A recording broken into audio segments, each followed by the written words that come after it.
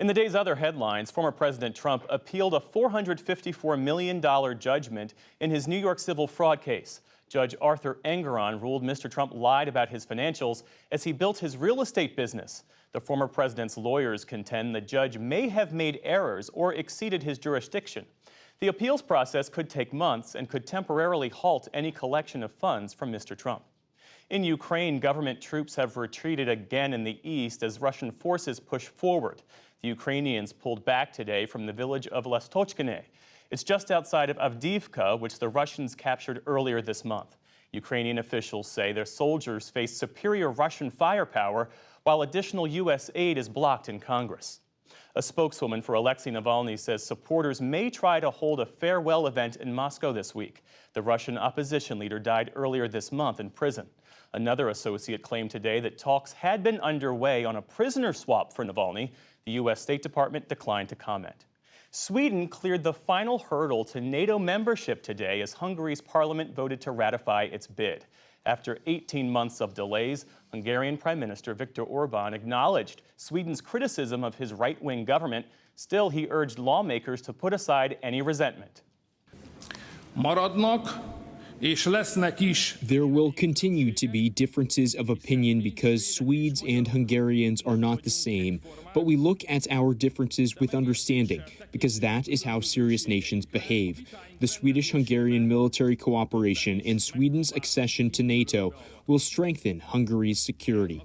Finland also applied to join NATO after Russia invaded Ukraine. It won the needed unanimous consent from alliance members nearly a year ago.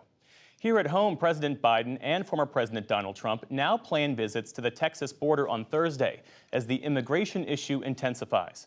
Mr. Biden will be in Brownsville, Texas, while Mr. Trump is in Eagle Pass. That's about 325 miles away. Both areas have seen a surge in illegal border crossings. A former FBI informant charged with inventing a bribery scheme about the president and his son Hunter Biden will stay jailed for now. A federal judge in California ruled today that Alexander Smirnov might flee if he's released. Smirnov's accusations against Hunter Biden and President Biden were at the heart of a House Republican impeachment inquiry, which Democrats say has now been proven baseless. The Biden administration is moving to block a proposed merger between grocery giants Kroger and Albertsons. The deal, valued at $24.6 billion, would be the largest supermarket merger in U.S. history. The Federal Trade Commission filed suit today, saying it would eliminate competition and drive up prices. On Wall Street, stocks lost a little ground to start the week. The Dow Jones Industrial Average lost 62 points to close at 39,069. The Nasdaq fell 20 points. The S&P 500 slipped 19. And the first U.S. moon lander in more than 50 years is expected to go dark tomorrow. Intuitive Machines says its Odysseus craft, seen in this fisheye view, landed sideways, so it can't operate for a week as planned. Meantime, Japan says its moon lander, also resting on its side following a rough landing last month, survived the weeks-long lunar night and is operating again.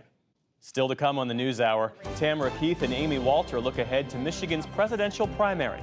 An Afghan activist's memoir details her inspirational fight to educate women. And artificial intelligence helps decipher ancient scrolls buried in volcanic ash.